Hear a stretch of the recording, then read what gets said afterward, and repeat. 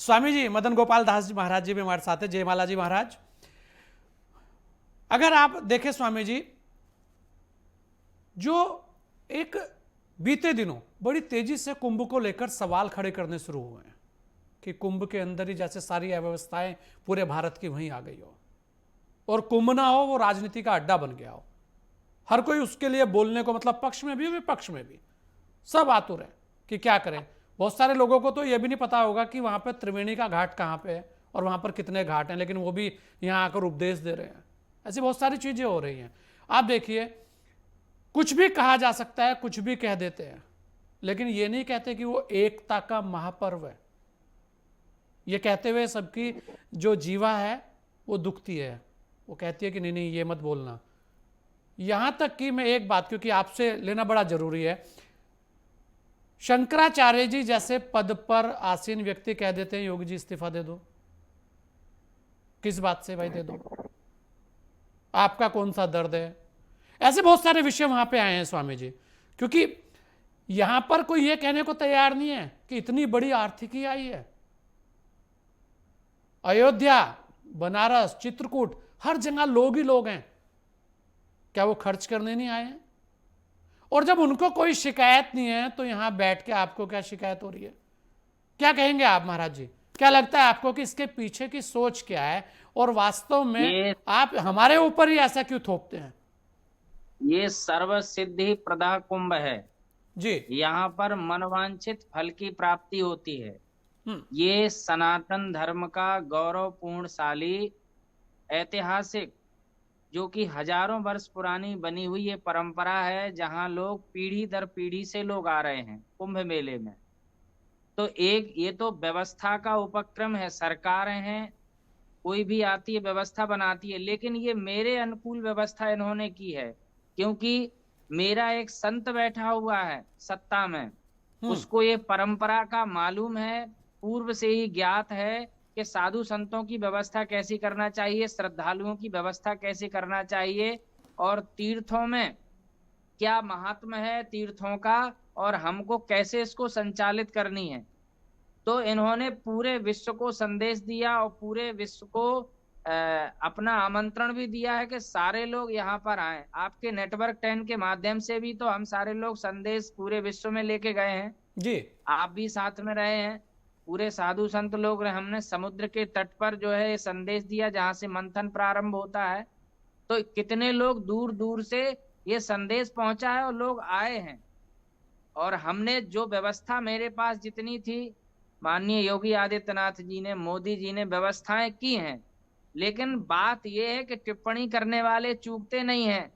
अब रही बात कि ये घटना वो घटना, अरे घटना क्या है, मेरे पास जितनी व्यवस्था है उससे अधिक व्यवस्था करके हमने दी थी। लोग बाग अगर अधिक आ जाते मेरे ही चित्रकूट धाम में, जी। चित्रकूट धाम बहुत बड़ा तीर्थ नहीं है, इसकी महिमा बहुत बड़ी है। हर महीने 10 से 15 लाख लोग आते हैं। तो व्यवस्था की बात कहें तो व्यवस्था कौन कर सकता है जहां अचानक 15 से 20 लाख लोग आ जाएं। एक छोटा सा जिला है और एक छोटा सा नगर है, लेकिन व्यवस्था सब आस्था का जन सैलाब है।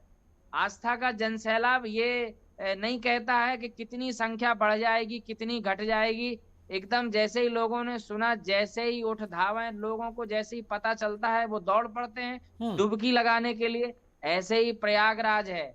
आज आप जैसे शंकराचार्य और तमाम लोगों की बात कर रहे हैं, तो हम तो ये कहेंगे कि ये अपने ही ऊपर छींटा कसी है। हम जैसे कोई थूकता है अपने ही मुंह पर गिरता है, जो व्यक्ति थूकता है उसके ही मुंह पर गिर रहा है। तो उस प्रकार वाली बात है कि वो स्वयं ही सनातन का भगवा वस्त्र धारण किए हुए हैं और अपने ही सनातन पर ऐसी टिप्पणी कर रहे हैं। अरे एक महात्मा, अरे कोई और दूसरा व्यवस्था में रहता, मान के चलो दूसरा हम्म। व्यवस्था में रहता तो आप क्या इतना बोल पाते क्या? लेकिन आपको मालूम है कि मेरा ही कोई बना हुआ है, और वो कितना जहर पी रहा है उस क्योंकि उस अमृत मंथन से, जब समुद्र मंथन हुआ तो अमृत भी निकला था और विष भी निकला था। तो बुराई को भी वो झेल रहे हैं, पी रहे हैं, और अमृत स्नान करवा रहे हैं, और रात दिन ड्यूटी दे रहे हैं। अभी तक इतने बड़े काल खंड में कोई भी मुख्यमंत्री नहीं होगा भारत आजाद के बाद कि को लगातार वहां पर रह करके सेवाएं दी हों। ये पहले मुख्यमंत्री हैं जिन्होंने शिविरों में जा करके, एक एक संत की कुटिया में जा करके, और समाज सेवी संस्थाओं के पास जा करके, सबके पास खैर कुशल। अब आप देखिए कि हमारे सेक्टर 5 के पीछे आग लगी हुई थी, तत्काल योगी जी, 2 पुलों के बीच में तत्काल योगी जी ने हेलीकॉप्टर लैंड करवाया और भाग करके गए जहां पर आग लगी। जितनी जल्दी व्यवस्थाएं नहीं पहुंच सकती उतनी जल्दी मुख्यमंत्री जी पहुंचे हैं और व्यवस्थाएं तत्काल हुई हैं, वहां पर कोई ऐसी जनहानि नहीं हो पाई है। नहीं तो ये विपक्ष को सिलेंडर भी दिक्कत फट क्या है? रहे। कुछ लोगों को, ऐसा जी। नहीं है कि संपूर्ण विपक्ष सवाल उठा रहा है, बहुत सारे विपक्ष के लोग ना कर भी आए हैं, लेकिन कुछ लोगों को दिक्कतें हैं।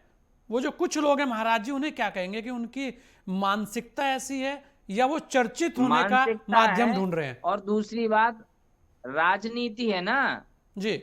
वहां विषय इन लोगों ने राजनीति का रख दिया है, तो सारे लोग, इनको अवसर मिल गया, आपदा में अवसर ये लोग ढूंढते रहते हैं। जैसे कि कोरोना काल में भी आपदा आई, इतनी बड़ी महामारी आई, हमारे देश के प्रधानमंत्री तो सेवा कर रहे थे कि चाहे जैसी जो स्थिति जहां पर भी हो वहां पर मैं सेवा पहुंचाऊं। अन्य राष्ट्रों पर भी उन्होंने भेजवाया है जो भी बन सका है अपने देश से, लेकिन वहां पर भी लोगों ने आपदा में अवसर खोजा है, तो कुछ लोगों ने कमा के घर भर लिए और कुछ लोगों के घर खाली हो गए हैं।